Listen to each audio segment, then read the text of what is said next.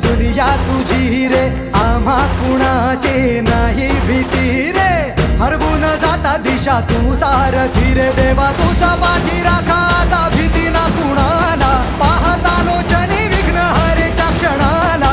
तूच तारतो रे देवा तुझ्या लेकराला द्यावा कानी रोप बाप्पा तुझ्या या रूपाला